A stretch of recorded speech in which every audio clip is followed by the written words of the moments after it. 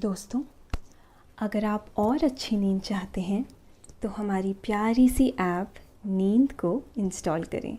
इस ऐप पर आपको एक्सक्लूसिव स्लीप स्टोरीज़ मिलेंगी और आप बिना यूट्यूब प्रीमियम के भी इन स्टोरीज़ को बैकग्राउंड में सुन सकेंगे। इंस्टॉल करने के लिए आप हमारी वेबसाइट neend.app पर ज़रूर आइए और अच्छी कहानियाँ, स्लीप म्यूज़िक, कुछ टिप्स सुनने के लिए इस चैनल को सब्सक्राइब कीजिए। नमस्कार, मैं हूँ सृष्टि। आज सुनिए एक अफ्रीकी लोक कथा। बहुत पुरानी बात है। तब दुनिया आज जितनी तरक्की नहीं कर सकी थी। लोग मेहनत करते थे, अनाज और फल से किसी तरह से पेट भरा करते थे। ऐसा हाल तकरीबन पूरी दुनिया का ही था, अफ्रीका का भी। तो ये बात कई 100 साल पुरानी है। अफ्रीका में एक आदमी रहता था। लोग उसे अनानसी नाम से पुकारते थे। थोड़ा मेहनती था, लेकिन उससे ज्यादा स्वार्थी था। सिर्फ अपने सुख के बारे में सोचा करता था। दूसरों की परवाह जरा कम ही करता था। यहाँ तक कि अपने सुख के आगे अपने परिवार के बारे में भी नहीं सोचता था। एक बार ऐसा हुआ कि उसे एक हांडी मिल गई जो उसे भर पेट खाना खिलाती थी। लेकिन स्वार्थी अनानसी ने अपने परिवार के बारे में कुछ भी नहीं सोचा। क्या होता है इस दिलचस्प कहानी में, ये हम आपको आगे बताएंगे। लेकिन पहले आप अपने आसपास की सारी लाइट्स ऑफ करके आराम से लेट जाइए। अपनी आंखें धीरे से बंद कर लीजिए। अब थोड़ा सा अपने शरीर को आराम दीजिए। थोड़ा और आराम। अपने शरीर को बिल्कुल ढीला छोड़ दीजिए। कोई टेंशन नहीं, कोई तनाव नहीं। अपने दिमाग में चल रहे सभी विचारों को, चिंताओं को त्याग दें। एक शांति सी महसूस करें। सब नेगेटिव, पॉजिटिव विचारों को धीरे धीरे निकाल दें। हाथों को सीधा करके अपनी कमर के साइड में रख लीजिए। अपनी सांस पर ध्यान लगाइए। मन शांत, एकदम शांत होता जा रहा है। आप बहुत अच्छा महसूस कर रहे हैं। खुद को काफी हल्का फील कर रहे हैं। सब तरफ शांति ही शांति है, सुकून है, खामोशी है। अफ्रीका में एक आदमी रहता था। नाम था अनानसी। एक बार ऐसा हुआ कि सभी जगह बारिश काफी कम हुई। इसकी वजह से फसल नहीं हुई और जंगल के पेड़ भी सूखने लगे तो उनमें फल नहीं आए। लोगों को भरपेट खाना नहीं मिल रहा था। जैसे तैसे दिन गुजर रहे थे, लेकिन लोगों को ऊपर वाले पर भरोसा था कि वो सभी का पालनहार है। इसलिए वो किसी न किसी तरह से पेट भरने की जुगत करते रहते थे ताकि जल्द बारिश का मौसम आए और फिर से खेतों में फसलें लहलहा उठें और जीवन सरल हो सके। उन्हें मालूम था कि सब दिन एक जैसे नहीं होते हैं।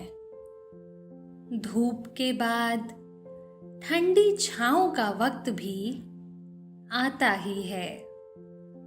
इस तरह से ये वक्त भी टल ही जाएगा।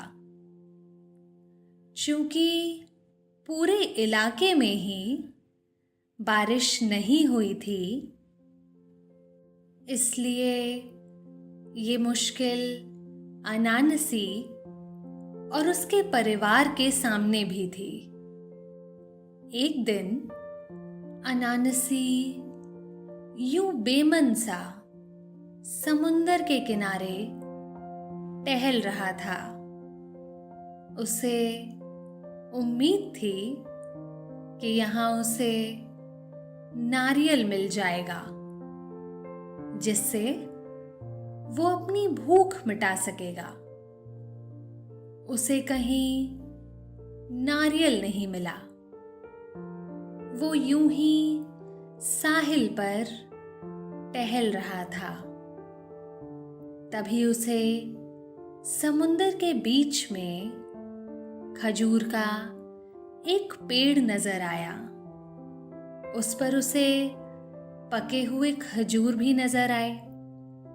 अनानसी ने सोचा कि अगर वो किसी तरह से उस पेड़ तक पहुंच जाए तो उसे काफी सारे पके हुए खजूर मिल सकते हैं।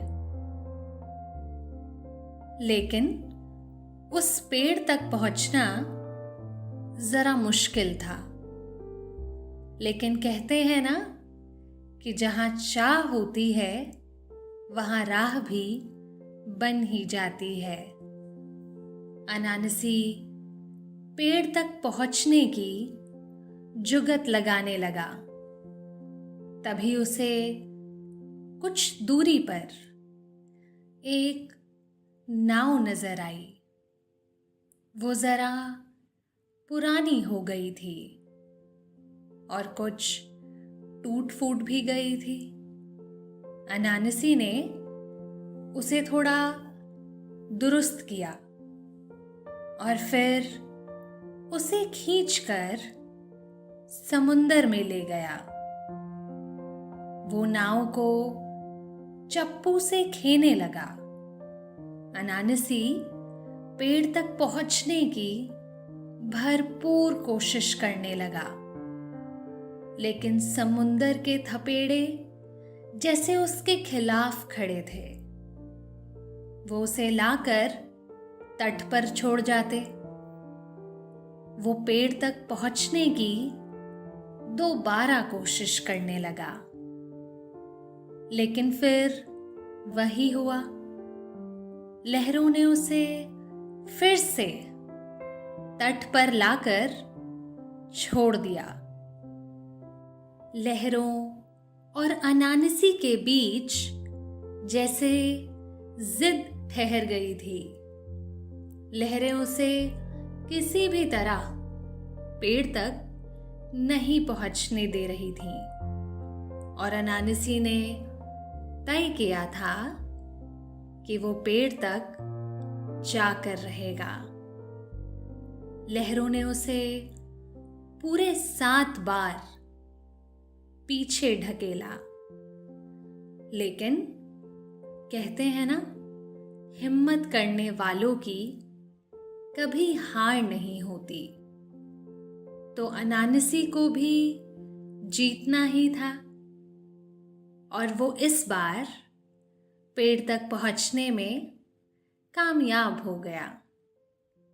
पेड़ तक पहुंचकर उसने नाव को पेड़ से बांध दिया ताकि वो लहरों में बह ना जाए। नाव को पेड़ से बांधने के बाद वो पेड़ पर चढ़ गया। पेड़ पर बड़ी ही रसीली खजूर लगी हुई थी। उन खजूरों को देखकर उसके मुंह में पानी भर आया। वो तेजी से खजूर तोड़ तोड़ कर नाव में गिराने लगा। लहरों की वजह से नाव हिल रही थी। यही वजह थी कि उसकी कोई भी खजूर नाव पर नहीं गिरी। दोस्तों, अब से आप आपकी मनचाही दादी और नानी की कहानियों से प्यारी नींद की कहानियां सिर्फ और सिर्फ नींद ऐप पर ही सुन पाएंगे। तो इसी तरह हमारे साथ कहानियों के जरिए जुड़े रहने के लिए आपकी अपनी नींद ऐप इंस्टॉल करें। वो कितना भी अंदाजा लगाकर खजूर को नाव पर गिराने की कोशिश करता, लेकिन हर बार खजूर पानी में ही जाकर गिरती। वो बहुत परेशान हुआ। उसने देखा कि पेड़ पर एक ही पकी खजूर बची हुई है। उसने उसे बड़ी ही सावधानी से तोड़ा और नाव पर निशाना लगाकर फेंका, लेकिन वो भी पानी में ही जाकर गिरी। अनानसी को बहुत बुरा लगा। वो पेड़ से नीचे उतरने लगा। वो परेशान था कि घर खाली हाथ कैसे जाए। मारे गुस्से के वो पेड़ से सीधे पानी में कूद गया। उसे यूं लगा मानो लहरों ने उसे हाथों पर उठा लिया हो। लहरों ने उसे लाकर रेत पर लिटा दिया। वो गीली रेत से उठ खड़ा हुआ। उसके कपड़े भीगे हुए थे। वो बोझिल कदमों से धीरे धीरे चलने लगा। तभी उसे कुछ दूरी पर एक झोपड़ी नजर आई। अनानसी को जोरों की भूख लगी हुई थी। उसने सोचा कि शायद उसे झोपड़ी में कुछ खाने को मिल जाए। यही सोचकर वो झोपड़ी की तरफ चल दिया। वहां पहुंचकर उसने आवाज लगाई। अंदर से एक आदमी निकला। वो आदमी बहुत ही बूढ़ा था, इतना कि उसकी पलकें तक सफेद हो गई थीं। उन्होंने बाहर निकल अनानसी से पूछा कि उसे क्या चाहिए। अनानसी ने बूढ़े को अपनी दुख भरी दास्तान सुना डाली। उसकी बातें सुनकर बूढ़े को उस पर बहुत दया आई। उन्होंने अनानसी से रुकने के लिए कहा। फिर वो अंदर चले गए। कुछ देर बाद वो बाहर निकले। उनके हाथ में लोहे की एक हांडी थी। बूढ़े ने वो हांडी अनानसी को देते हुए कहा, अब तुम कभी भूखे नहीं रहोगे। ये हांडी बहुत ही करामाती है। तुम इससे जितना चाहो खाना मांग सकते हो। ये तुम्हें कभी मना नहीं करेगी। तुम्हें जब भी भूख लगे तुम्हें कहना होगा, जो तुम अपने मालिक के लिए करती थी वही अब मेरे लिए करो। अनानसी ने बूढ़े की बात बहुत ध्यान से सुनी और हांडी लेकर वहां से चल दिया। कुछ दूर जाने के बाद उसके जहन में ये बात कौंधी कि कहीं बूढ़े ने उससे झूठ तो नहीं कहा है। ये ख्याल दिमाग में आते ही वो वहीं रेत पर बैठ गया। उसने हांडी से कहा, जो तुम अपने मालिक के लिए करती थी वही अब मेरे लिए करो। अनानसी की बात पूरी होते ही हांडी खाने से भर गई। खाना देखकर अनानसी बहुत खुश हुआ। उसने पेट भरकर खाना खाया और खुशी खुशी घर की तरफ चल दिया। अनानसी बहुत ज्यादा खुश था। अब उसे और उसके परिवार को कभी भूखा नहीं रहना पड़ेगा। उसने सोचा कि घर पहुंचकर वो सभी को भर पेट खाना खिलाएगा। लेकिन घर पहुंचते पहुंचते उसके दिमाग में एक नई बात आ गई। उसने सोचा कि कहीं ऐसा ना हो कि इस हांडी की करामात कुछ दिन बाद खत्म हो जाए और उसे भूखा रहना पड़े। इसलिए हांडी से ज्यादा खाना निकालना सही नहीं होगा। ये ख्याल आते ही उसने फैसला किया कि वो इस हांडी के बारे में किसी को कुछ नहीं बताएगा और चुपचाप खुद अपना पेट भरता रहेगा।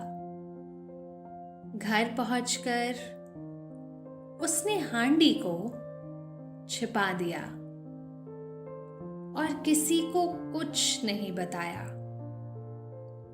इसके उलट वो ऐसा दिखावा करने लगा जैसे बहुत भूखा हो। उसने पत्नी को बताया कि वो बहुत दूर दूर तक घूम टहल आया, लेकिन उसे खाने के लिए कुछ नहीं मिला। उसकी बीवी और बच्चे भूख से परेशान थे, लेकिन अनानसी ने किसी की कोई परवाह नहीं की। रात होने पर वो चुपचाप अपनी कोठरी में गया छुपाई हुई हांडी निकाली और उससे कहा, जो तुम अपने मालिक के लिए करती थी वही अब मेरे लिए करो। ये कहते ही हांडी खाने से भर गई और उसने चुपचाप पेट भर खाना खाया और फिर हांडी को छुपा दिया। बाहर निकल उसने ऐसा चेहरा बनाया मानो बहुत भूखा हो। वो रोज चुपचाप अपनी कोठरी में जाता, हांडी निकालता और उससे वही वाक्य दोहराता। हांडी खाने से भर जाती तो वो चुपचाप भर पेट खाना खाकर लौट आता। किसी को कुछ भी पता नहीं चलता। उसकी धूर्तता से नतीजा ये निकला कि उसका परिवार भूख से बेहाल रहता और कमजोर होता जा रहा था और अनानसी मोटा तगड़ा हो रहा था। ये बात किसी से छिपी ना रह सकी। घर के लोग अनानसी पर शक करने लगे और वो उसका राज जानने की कोशिश में लग गए। अनानसी का एक बेटा था। उसका नाम था कवेकू। कवेकू के पास ऐसी शक्ति थी कि वो कोई भी रूप धर सकता था। वो एक दिन मक्खी बन गया और चुपचाप अनानसी की कोठरी में पहुंच गया। कोठरी के भीतर अनानसी ने छुपाई हुई हांडी निकाली और उससे कहा, जो तुम अपने मालिक के लिए करती थी वही अब मेरे लिए करो। देखते ही देखते हांडी बढ़िया खाने से भर गई और अनानसी चुपचाप खाना खाने लगा। खाना खा चुकने के बाद अनानसी ने हांडी को छुपा दिया और मुंह पोंछकर बाहर आ गया। मक्खी बना अनानसी का बेटा ये सारा माजरा देख रहा था। कोठरी से बाहर निकलकर अनानसी ने परिवार से कहा कि उसे बहुत जोरों की भूख लगी है। वो बाहर जाकर सभी के लिए कुछ ना कुछ खाने के लिए लेकर आता है। ये कहकर अनानसी गांव से बाहर चला गया। दोस्तों, अब से आप bed time stories, guided meditations, relaxing music, इन सब का आनंद नींद ऐप पर ही उठा सकते हैं। उसके जाने के बाद कवेकू ने छुपाई हुई हांडी निकाली और अपने घर वालों को इकट्ठा करके हांडी से कहा, जो तुम अपने मालिक के लिए करती थी वही अब मेरे लिए करो। उसके ये कहते ही हांडी खाने से भर गई। सभी लोगों ने हांडी से निकाल निकाल कर खाना खाया। फिर भी हांडी से खाना खत्म ना हुआ। ये बात जानकर अनानसी की पत्नी को बहुत गुस्सा आया। अनानसी की पत्नी हांडी लेकर घर से बाहर गई और आवाज दे देकर गांव वालों को जमा कर लिया। जब सभी जमा हो गए तो उसने वही वाक्य दोहरा दिए, जो तुम अपने मालिक के लिए करती थी वही अब मेरे लिए करो। ऐसा कहते ही हांडी खाने से भर गई। अनानसी की पत्नी सभी को खाना खिलाने लगी। लोग इतना लजीज खाना खाकर बहुत खुश हो रहे थे। काफी दिनों बाद सभी को भर पेट खाना मिल रहा था। हांडी से लगातार खाना निकला जा रहा था। इसकी वजह से हांडी काफी गर्म हो गई, क्योंकि कभी उससे इतना ज्यादा खाना नहीं निकाला गया था। धीरे धीरे हांडी काफी ज्यादा गर्म हो गई और फिर वो पिघलकर पानी की तरह बह गई। ये हालत देखकर अनानसी के घर वालों ने किसी को कुछ भी बताने से मना किया और सभी अपने अपने घरों को लौट गए। काफी देर बाद अनानसी घर लौटा। कुछ देर बाद ही रात हो आई। अनानसी चुपचाप अपनी कोठरी में गया। वहां उसने छुपाई गई जगह पर हांडी को तलाशा, लेकिन वो नहीं मिली। उसने सारी कोठरी छान मारी, लेकिन उसे कहीं से भी हांडी नहीं मिली। उसे समझते देर ना लगी कि घर के लोगों ने उसकी हांडी तलाश ली है। वो काफी गुस्सा हुआ। उसने अपने बीवी बच्चों को सजा देने के बारे में सोचा, लेकिन वो शांत बना रहा। वो चुपचाप लेट गया और सुबह होने का इंतजार करने लगा। सुबह होने पर वो चुपचाप घर से निकल पड़ा और समुंदर के तट पर उस झोपड़ी की तलाश में निकल पड़ा। ढूंढने पर उसे वो झोपड़ी मिल गई। पिछली बार की तरह उसने वहां पहुंचकर आवाज दी।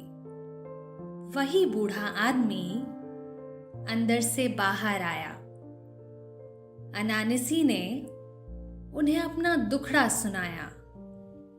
बूढ़े ने अनानसी से इंतजार करने को कहा। इसके बाद वो अंदर चले गए। कुछ देर बाद वो अंदर से एक डंडा लेकर आए और उसे अनानसी को दे दिया। अनानसी ने खुशी के मारे बूढ़े से डंडे के बारे में कोई बात ही नहीं पूछी और चल दिया। कुछ दूर जाने के बाद उसने डंडे की ताकत आजमाने की सोची। उसने डंडे से कहा, जो तुम अपने मालिक के लिए करते थे वही अब मेरे लिए करो।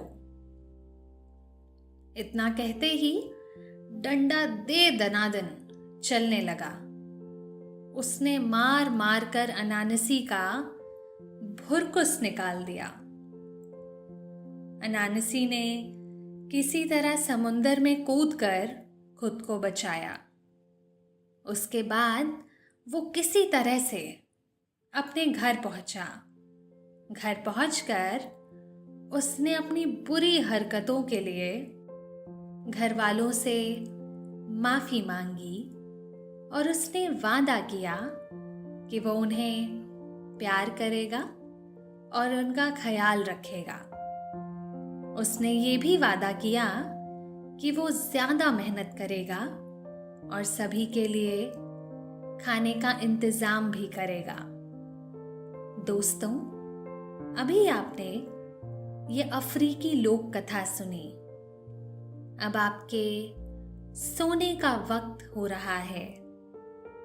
निंदिया रानी आपके सिरहाने आ बैठी है।